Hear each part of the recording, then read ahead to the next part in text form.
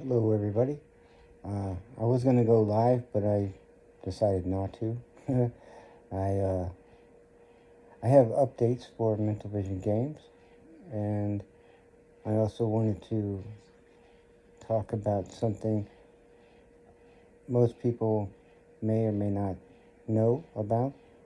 But I looked around on the internet, and there's not really much about it. So I wanted to um, explore something with you. If you've ever heard of ADHD, uh, then you probably already know um, what it's about. But as a blind person having ADHD, there's not really much about it. So having both, living in a world as a blind person and having a hyperactive uh, disability, learning attention disorder, I guess. Um, Even as a sighted individual, it's pretty difficult. But as a blind person, it's I won't say worse. Some days it could be beneficial because you're able you don't have your eyes to distract you from what's going on in your mind. So but still keeping track of things and not getting distracted is very hard most days. So if you don't know if you have ADHD or ADD, if you've been let's say in a conversation with three people and the two people that aren't you are having a conversation back and forth, and you lose interest because you're not a part of the conversation anymore, you might have ADD. Or if you're even if like you're in a movie theater and you have your headphones on listening to the movie, and there's like kind of like a stagnant part of the movie where nothing really going on, just some dialogue about what they did last week or whatever. You're just kind of you start just your mind starts thinking, well, I gotta go do this tomorrow, and I gotta go, your mind goes off on some other place where until you hear dun dun dun, the action of the movie starts back up. It recaptures your attention again. So um, when you're easily distracted because something's not really in something's not it doesn't your brain's telling you it's not really that important, or it's not really something that interesting to you, or it doesn't involve you, or it's just not interesting, then your mind wanders off. That's probably a symptom of ADHD. So I think that's how I started mental vision games, because I was writing books and stuff. I was as an author, and one day I just started playing video games, and then one day I was like, wow, there's not really much going on with the blind community, people making video games for our community, and that's how kind of mental vision was born. So I know if you've been around for a while, you know how, and I started mental vision anyways. So I was just curious why there wasn't more about visually impaired people and ADHD. Every time I search for ADHD and blind, it always gives me some time blind stuff. I'm like, what? Anyways, so mental vision updates. Let's see. Um, we've been working on a new game for about 9 months now, and we were supposed to release it last November, and it got some things happened within mental vision games where uh, we got short programmers, so we kind of had to put all the build onto one developer, my new programmer Abi, and he's been with me since he's the programmer who helped us finish chapter 3 on CMR. So he's a good guy. He's dependable, and he actually gives a shit. about our community anyways. So, and plus he gets paid to care. But we're almost finished. Right now I'm testing the build, and the reason I haven't released it yet is because there's some navigation issues, and the immersion, the audio immersion, just isn't quite there yet. So I don't want to release something that's half-assed, and this game is, it's not going to be the most amazing thing ever, but it's going to be built in a way that's standardized to where it might open the door to mainstream gaming, developing, using this game as a standard kind of for implementing accessibility into their gaming. So games like Call of Duty, or games that are action based, and even games that aren't action based but still have an immersion to them, like clue finding and investigation games and those kinds of games. So or even open world, even like an open world kind of game. So if our community is able to navigate and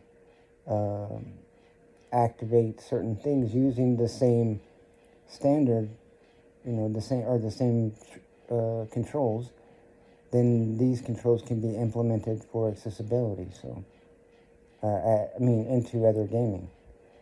But there's not really a set-based control,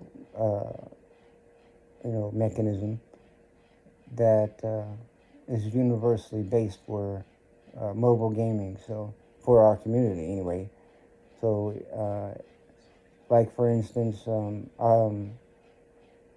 when David Oliva from My True Sound, when he had his games, not all of his games had the same mechanics, control mechanics, like swipe gestures, and so he would play around with different things, and sometimes it was a double tap, sometimes it was a double tap and hold, or it was a two-finger swipe this way or up, or whatever. So my idea was, well, we need to have a basic control mechanism for our community, for all gaming, for action-based anyway. Like, you're not going to want to use those controls for playing card games or, Monopoly or something like that. You're for like the Blindfold series. Those games are, pretty easy. They're just basic left-right swipes and double tap to select, and, two-finger swipe up to pause, or to go back to the main menu or whatever. So everything's voiced. But to have a game like, for instance, like I brought it up, like a Call of Duty kind of game, or even the actual Call of Duty game, if there was a choice within the menu screen to turn on and off the accessibility game, you could play the game just by turning on accessibility.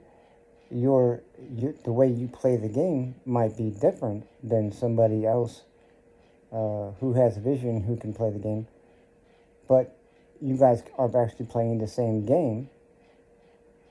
So let's say you go into a co-op, you're playing the game a different way than somebody who has vision, because they're able to see the screen and tap on things and that kind of thing, whereas you're playing with audio, so everything's voiced or whatever, and you can't see the screen to find the grenades to tap and swipe to where you want to throw it, because you don't know exactly where the enemies are at. You don't, and how would a blind person know how to use a sniper rifle? Even if you're looking, even if on the screen there's a picture of a guy standing in front of you, just standing there picking his boogers, you don't know he's there. Well, I created a way for this to be possible with this new game. So, using audio. So if someone was going to implement these controls into a game like Call of Duty, all they would have to do is implement the controls, yes, but they would have to add an audio trigger to enemy location or destination location, so you know where you're going. So increasing the immersion to an action-based game like Call of Duty would make it accessible for blind people, but it also would increase the action level for someone who could also see wearing headphones. It would make it seem more 3D. So wouldn't that make more money for a game like Call of Duty? Because now you got the blind community involved. Now you got more immersion, making it more action-packed and realistic for a sighted person who can see graphics, but also have the sound like they're the actual avatar. That would my idea would just make a game like Call of Duty an extra $2 million. So, anyways. So I don't want to promote the game like I did with Circus Master, because I know a lot of people were excited, and then it just dragged on and dragged on and dragged on, and that's why I didn't charge. I didn't pay to play. This game I'm gonna have to charge, so I don't want to get everybody all excited about something, and then I don't have a target date. So when I get here, let me stop. So when I'm satisfied with the corrections of the build, then I'm going to submit to Apple for testing, and I already have a group of 5 who have tested with me before, and they're going to test. I'm going to give them 3 days to test, give us an evaluation, and then if there's any quick, fixes we can do to make it better, we'll do that.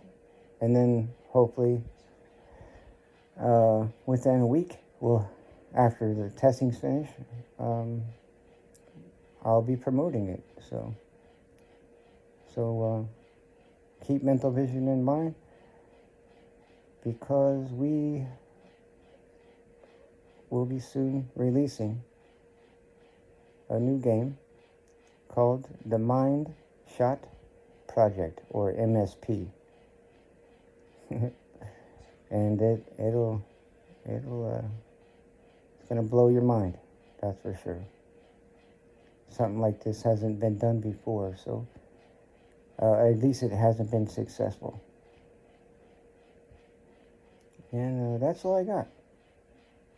So if you have ADHD, you probably turned this video off a long time ago. Found something different. All right, everyone. I hope that's good news. We're still here, and we're still cranking out. So when I have more, I'll post more. Thank you. Have a good week. Later.